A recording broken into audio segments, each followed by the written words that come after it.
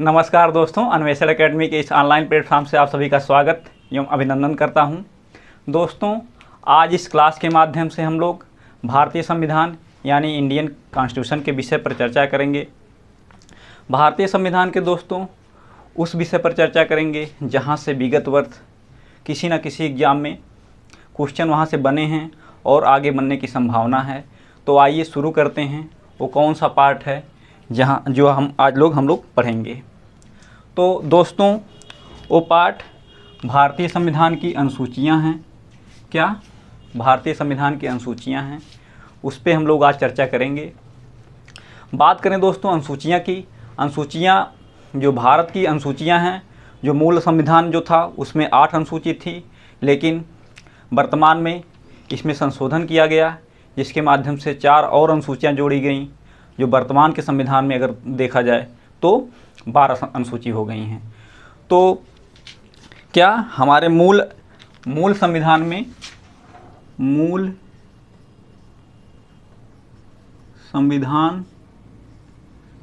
में कितनी थी? 8 थी, 8 अनुसूची थी। लेकिन वर्तमान की अगर बात कर लें हम लोग, वर्तमान में कितनी हो गई हैं? वर्तमान में 12 हो गई हैं। तो हम लोग आज जो 8 अनुसूचियां हैं मूल संविधान की उसको देखते हैं, और जो इस संशोधन के माध्यम से 4 जोड़ी गई हैं उसको अगले पार्ट में देखेंगे। तो आइए देखते हैं वो महत्वपूर्ण 8 अनुसूचियां जो हमारे मूल संविधान में थीं। दोस्तों, बात करें हम अनुसूची की, अनुसूची 1 की। अनुसूची 1 में क्या कहा गया है ये देखते हैं हम लोग। दोस्तों, अनुसूची 1 में यह बताया गया है जो हमारे देश के संघ व उनके राज्य क्षेत्र हैं उनके विषय में उपबंध किया गया है। क्या? जो हमारे देश के संघ व उनके राज्य क्षेत्र, क्या? जो हमारे देश के संघ व राज्य क्षेत्र हैं उनके विषय में उपबंधित किया गया है। किसमें? अनुसूची 1 में। बात यहीं आती है जो राज्य हैं, भारत के राज्य कितने हैं, भारत में राज्यों की संख्या कितनी है? तो वर्तमान में 28 राज्य हैं। वहीं नेक्स्ट बात आती है जो संघ यानी केंद्र शासित राज्य कितने हैं? केंद्र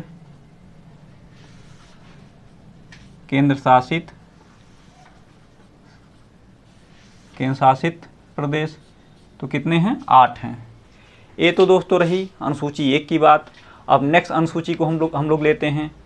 कौन सी अनुसूची? अनुसूची 2 की। अनुसूची 2 को देखते हैं। अनुसूची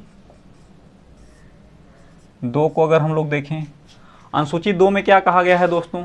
अनुसूची 2 में जो कहा गया है, जो हमारे देश के पदाधिकारी हैं उनके वेतन, भत्ते व पेंशन का प्रावधान किया गया है। क्या? उनके वेतन व भत्ते एवं पेंशन का प्रावधान किया गया है अनुसूची 2 के तहत। तो ये तो दोस्तों जो है बात रही अनुसूची 2 की। अब यही नेक्स्ट देखते हैं अनुसूची 3 में क्या कहा गया है। अनुसूची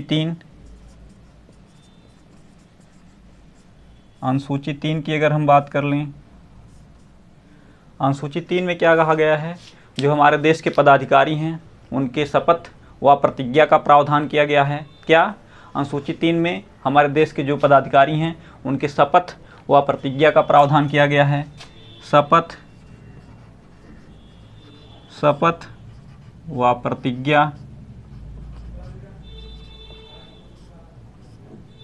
प्रतिज्ञा का प्रावधान किया गया है अनुसूची 3 के तहत।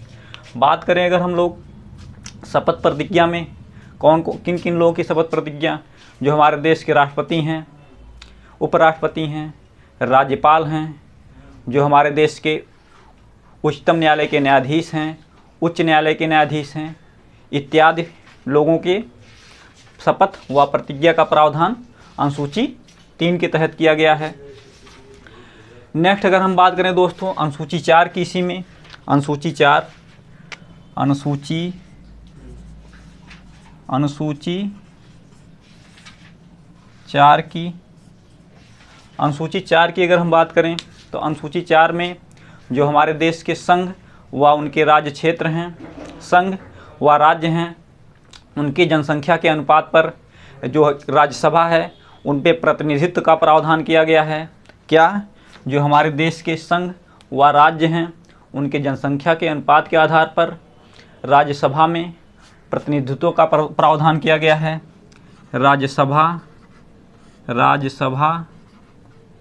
राज्यसभा में प्रतिनिधित्व का प्रावधान किया गया है। किसमें? अनुसूची 4 के तहत बातें निकल कर आती हैं। वहीं अगर अनुसूची 5 में अगर हम लोग देखें, अनुसूची 5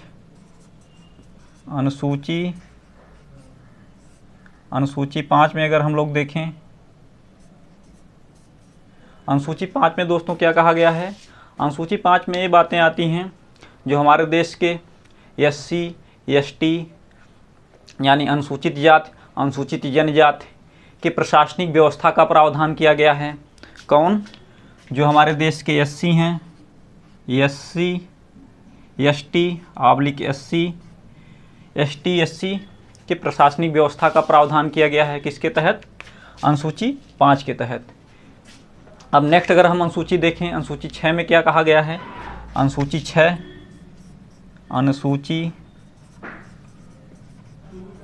6 में कौन सी बातें हैं? अनुसूची 6 में दोस्तों, अनुसूची 6 में जो हमारे देश के पूर्वोत्तर राज्य हैं, पूर्वोत्तर राज्य में असम, मेघालय, त्रिपुरा, मिजोरम, वहाँ की जो जनजातियाँ हैं उनके प्रशासनिक व्यवस्था का प्रावधान किया गया है। कौन कौन से राज्य हैं? असम,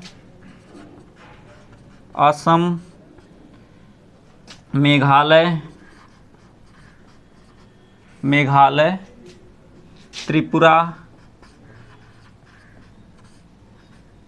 त्रिपुरा व मिजोरम।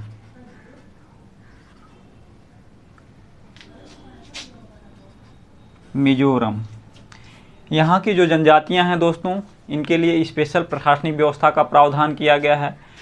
बातें कौन सी हैं? ये अनुसूची 6 की हैं। अगर नेक्स्ट इसी के बाद हम लोग अनुसूची 7 की बातें कर लें, अनुसूची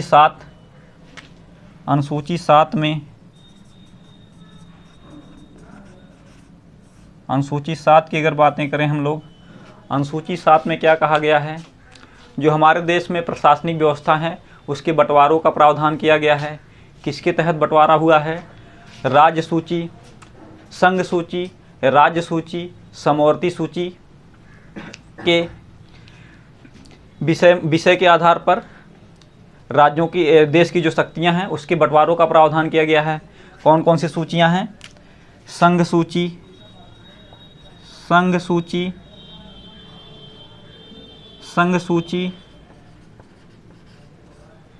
राज्य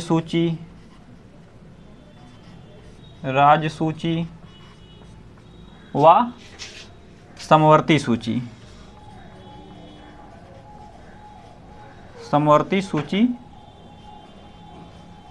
समवर्ती सूची का प्रावधान किया गया है। दोस्तों ये तो बात रही अनुसूची 7 की। अगर इसको हम लोग जो इसमें विषय दिए गए हैं उसकी बात करें तो हम लोग जब आगे पढ़ेंगे केंद्र राज्य संबंध भाग 11 में, तो इसके बारे में जो विषय हैं उसको डिटेल से पढ़ेंगे। तो ये तो बात रही अनुसूची 7 की, जिसमें संघ सूची, राज्य सूची और समवर्ती सूची के विषयों को बंटवारे का प्रावधान किया गया है। ये तो रही 8 की बातें। वहीं नेक्स्ट हम लोग बात करें अगर अनुसूची 8 की, अगर हम बात करें अनुसूची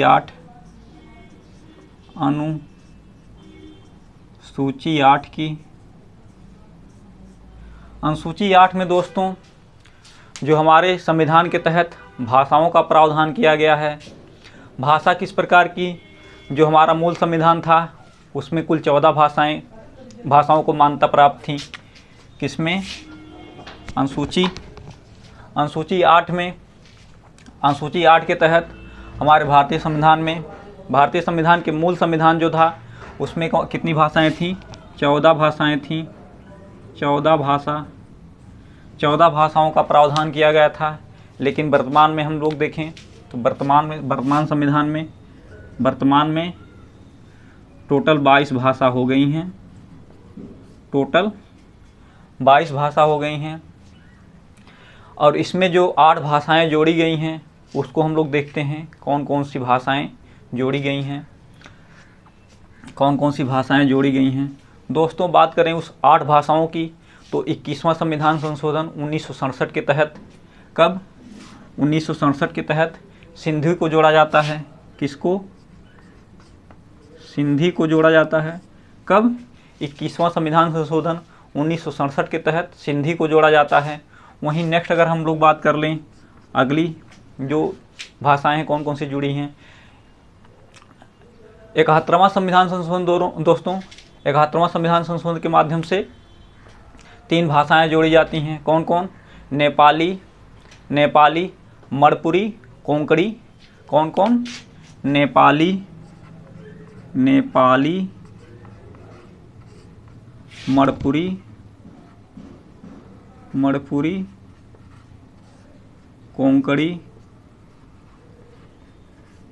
कोंकणी को जोड़ा जाता है।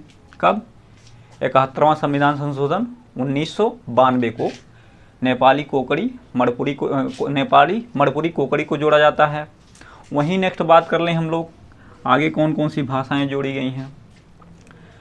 92वां संविधान संशोधन 2003 के माध्यम से, कब? 92वां संविधान संशोधन 2003 के माध्यम से 4 भाषाएं और जोड़ी जाती हैं। कौन कौन सी भाषा जोड़ी जाती हैं? बोडो, डोगरी, मैथिली, संथाली को जोड़ा जाता है। कौन? बोडो, डोगरी, मैथिली,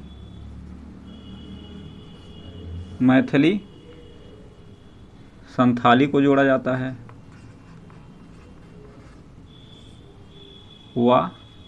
संथाली को जोड़ा जाता है।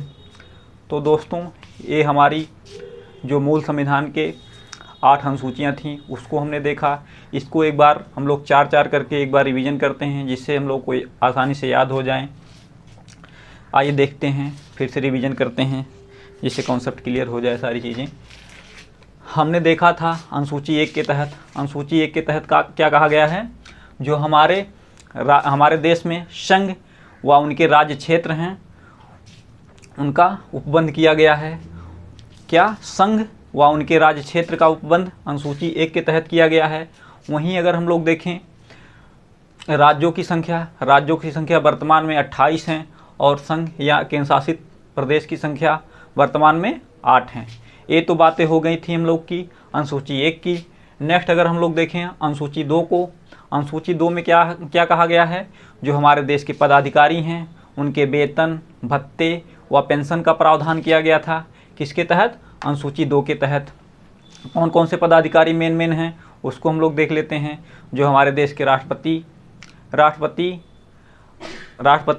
राज्यपाल, जो लोकसभा अध्यक्ष हैं, उपाध्यक्ष हैं, जो हमारे देश के उच्चतम न्यायालय के न्यायाधीश या राज्यों के उच्च न्यायालय के न्यायाधीश इत्यादि के वेतन, भत्ते व पेंशन का प्रावधान अनुसूची 2 के तहत किया गया है। वहीं अगर हम लोग देखें अनुसूची 3 की बात, अनुसूची 3 में दोस्तों जो हमारे देश के पदाधिकारी हैं उनके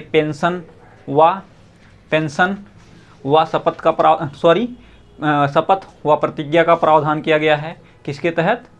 अनुसूची 3 के तहत उनके शपथ व प्रतिज्ञा का प्रावधान किया गया है। मेन देखें अगर कौन से पदाधिकारी हैं वो आ जाएंगे हमारे राष्ट्रपति, उपराष्ट्रपति, राज्यपाल, मुख्य न्यायाधीश, जो हमारे उच्चतम न्यायालय के मुख्य न्यायाधीश या राज्यों के न्यायाधीश इत्यादि लोगों का शपथ व प्रतिज्ञा का प्रावधान अनुसूची 3 के तहत किया गया है। वहीं अगर हम लोग देखें अनुसूची 4 की, अनुसूची 4 में हम लोग देखा कि जो हमारे देश के संघ व राज्य हैं, उनके जनसंख्या के अनुपात के आधार पर जो राज्यसभा है उसमें उनके प्रतिनिधित्व का प्रावधान किया गया है। किसके तहत? अनुसूची 4 के तहत। राज्यसभा में प्रतिनिधित्व का प्रावधान किया गया है। वहीं अगर हम लोग अनुसूची 5 की अगर बात करें, जो हमारे देश के SC ST हैं यानी अनुसूचित जाति अनुसूचित जनजाति के प्रशासनिक व्यवस्था का प्रावधान किया गया है। किसके तहत? अनुसूची 5 के तहत। आगे हम लोग अगर देखें अनुसूची 6 में दोस्तों जो हमारे देश के पूर्वोत्तर राज्य हैं असम, मेघालय, त्रिपुरा, मिजोरम। असम, मेघालय, त्रिपुरा, मिजोरम। असम, मेघालय, त्रिपुरा, मिजोरम जो है वहाँ की जो जनजातियाँ हैं उनके लिए विशेष प्रशासनिक व्यवस्था का प्रावधान किया गया है। बातें हो गई अनुसूची 6 की। वहीं अगर हम लोग अनुसूची 7 की देखें, इसमें हमारे देश के जो शक्तियाँ हैं उसके बंटवारों का प्रावधान किया गया है। कैसे कैसे बांटी गई हैं शक्तियाँ? संघ सूची इसमें बनाया गया है। कुछ संघ को शक्तियाँ प्रदान की गई हैं, उसमें से राज्य को जो शक्तियाँ प्रदान की गई हैं, दोनों को मिलाकर जो शक्तियाँ प्रदान की गई हैं उसको हम लोग समवर्ती सूची कहते हैं। इसके तहत संघ सूची, राज्य सूची व समवर्ती सूची अनुसूची 7 के तहत प्रावधान किया गया है। वहीं आगे हम लोग देखें अनुसूची 8 में भाषा संबंधी प्रावधान किया गया है। भाषा में हम लोग देखा कि हमारे मूल संविधान में टोटल 14 भाषा थीं, लेकिन संशोधन के माध्यम से 8 भाषाएं और जोड़ी गईं। वर्तमान में अगर देखें तो टोटल 22 भाषाएं हो गई हैं। उसमें हमने देखा कि कौन सी भाषा कब जोड़ी गई। सिंधी कब जोड़ी गई? 21वां संविधान संशोधन 1967 के माध्यम से सिंधी को जोड़ा गया। वहीं नेक्स्ट अगर हम देखें तो नेपाली, मणिपुरी, कोकड़ी को कब जोड़ा गया? नेपाली, मणिपुरी, कोकड़ी को कब जोड़ा गया? 71वां संविधान संशोधन 1992 के माध्यम से ये तीनों भाषाएं जोड़ी गईं। वहीं नेक्स्ट हम लोग देखें कि बोडो, डोगरी, मैथिली, संथाली को कब जोड़ा गया? तो हमने देखा कि इसको 92वां संविधान संशोधन 2003 के माध्यम से चारों भाषाएं जोड़ी गई। तो दोस्तों ये तो रही जो हमारे मूल संविधान की 8 महत्वपूर्ण अनुसूचियाँ थीं। इसको हमने देखा, इसको बढ़िया से देख लिया। आप लोग 1-2 बार रिवीजन करेंगे तो ये 8 अनुसूचियाँ आपको याद हो जाएंगी। जो नेक्स्ट हमारा पार्ट आएगा, जो संशोधन के माध्यम से 4 अनुसूचियाँ जोड़ी गई हैं, बहुत ही इम्पॉर्टेंट अनुसूचियाँ हैं, उसको हम लोग अगले वीडियो में देखेंगे। तो आज के लिए बहुत बहुत धन्यवाद।